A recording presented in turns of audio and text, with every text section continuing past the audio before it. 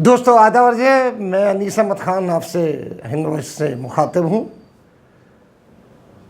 मोदी जी एक बहुत नई स्कीम लेके आए, अग्निपथ। उसने पूरे देश के युवाओं में एक आग सी लगा दी है। नारा लग रहा है, अर्थी दो या वर्दी दो। ये फ़ौज के लिए है। नौजवान इतने दिनों से पूरा का पूरा कोरोना फैला, उसमें बेरोज़गारी हुई, आगे भी बेरोज़गारी थी, पीछे भी बेरोज़गारी थी। उसको कुछ उम्मीद बनी थी कि अब कुछ शुरू हो रहा है, फ़ौज में नौकरियां निकलती हैं, बहुत तगड़ी नौकरियां निकलती हैं। वहाँ के लिए जो नौजवान है 2-2, 3-3 साल तैयारी करता है। हमने देखा हमारे सामने एक फील्ड है, फुटबॉल फील्ड, उसमें 3-3, 4-4 घंटे हमारे नौजवान दौड़ते हैं। उनसे पूछा जाता है फ़ौज की तैयारी के लिए जा रहे हैं, क्योंकि बड़ा अच्छा कैरियर होता है फ़ौज में। एक बार नौकरी लग जाए तो कई फैसिलिटीज़ मिलती हैं, रेलवे कंसेशन से लेके सारी चीज़ें उसमें मिलती हैं। बच्चों के लिए एडमिशन के लिए स्कूलों में भी जगह होती है। लेकिन मोदी जी ने उस पर ताला लगा दिया। उन्होंने एक अग्निपथ स्कीम निकाली है। वो अग्निपथ ये है कि नौजवान ये कहने को मजबूर हो गया, वर्दी दो या अर्थी दो, यानी एक रास्ता था वो भी बंद कर दिया इन्होंने।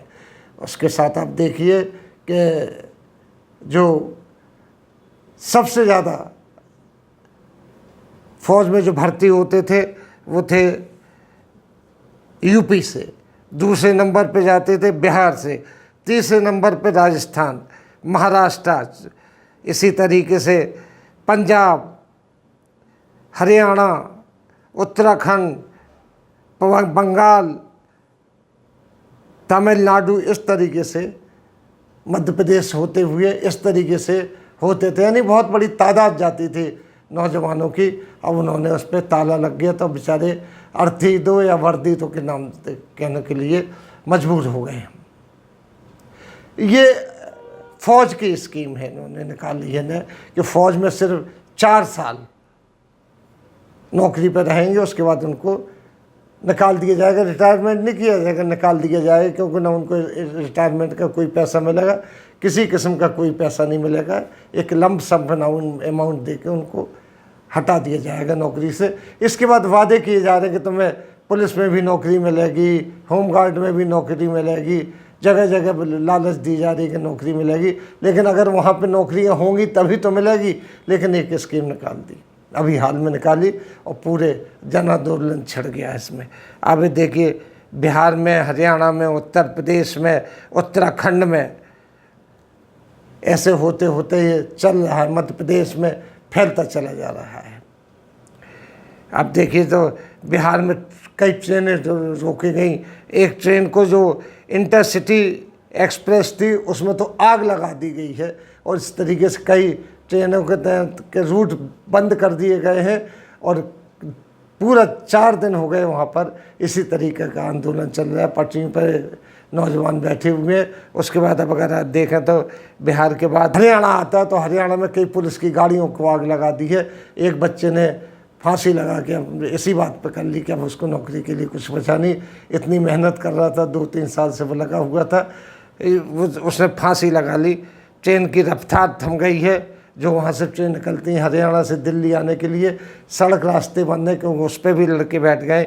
यूपी में सड़कें जाम कर दी गई हैं, ज़बरदस्त हंगामा है, बसों में आग लगा दी गई है। अब हम देखते हैं कि योगी जी जिस तरीके से मुसलमानों के घरों पे बुलडोज़र चला रहे हैं आंदोलन होने के बाद, जिसके सबसे उनको गिरफ्तारियां हो रही हैं, वैसे इन स्टूडेंट्स की भी और इनके घर वालों की गिरफ्तारियां होती हैं कि इनके घरों पे बुलडोज़र चलते हैं।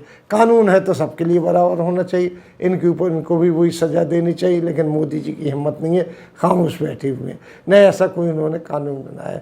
यहाँ भी बड़ी लान तान हो रही है उनकी, जब सुप्रीम कोर्ट से भी उनको लताड़ पड़ रही है जगह जगह से। लेकिन वो ज़िद में अड़े हुए हैं, जो कुछ करना है तो करेंगे। अब करके दिखाए ना वो, लेकिन नहीं, अब नहीं कर सकते वो इस तरीके से। गोदी मीडिया बिल्कुल खामोश बैठी हुई। दूसरे पेज पे, तीसरे पेज पे अखबारों में खबर आ रही है। अगर आप टेलीविज़न देखें, गोदी जो मीडिया के लोग हैं वहाँ पे बिल्कुल सन्नाटा छाया हुआ है। जिस तरीके से शोर मचाया जा रहा था जुमे की नमाज के बाद जिस तरीके से हंगामे का जो हुआ कम है, लेकिन शोर बहुत मचाया गया उसका। उसके बाद सजाएं जो मिली हैं उसके वहाँ सबके सामने है।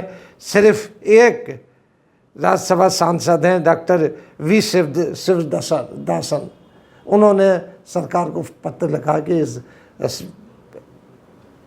जो नौजवानों के साथ खिलवाड़ है, आखिर ये क्यों हो रहा है, किस लिए हो रहा है, किस चीज़ को दबाने के लिए हो रहा है। आप नौकरियां दे नहीं सकते, कितना ग्राफ नीचे आ गया नौकरियों के, बेरोजगारी का सबसे ज़्यादा बेरोजगारी है, इसके साथ ही साथ महंगाई है। किस चीज़ की जो है कि हम कहें कि हाँ बड़ा सही चल रहा है देश में, इसका जो हो रहा है सही हो रहा है, लेकिन नहीं, नौकरियां नहीं है, नौकरियों पे बंदिश और लगा दी गई, कटिंग और कर दी गई है। ये स्कीम आखिर किस लिए है?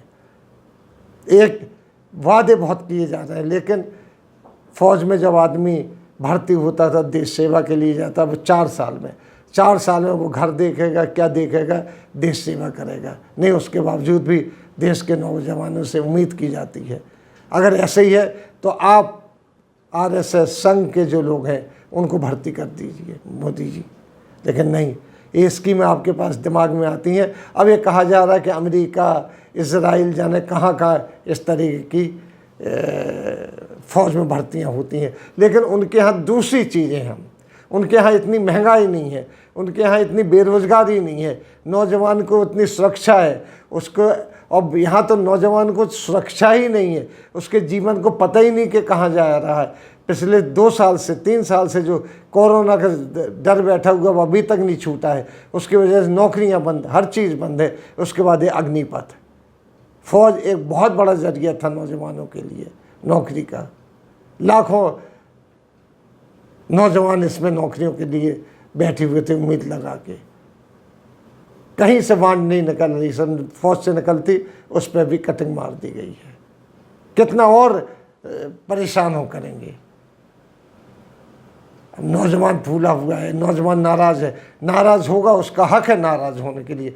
वो गर्म खून जो देश की रक्षा के लिए लगाता था, अब वो सड़कों पे उतरा हुआ है। उसका गुस्सा कैसे शांत होगा, अब तो मोदी जी ही बताएंगे। इसी के साथ हम आपसे लेते हैं विदा, अगले अंक में फिर हाजिर होंगे। तब तक के लिए दीजिए इजाज़त।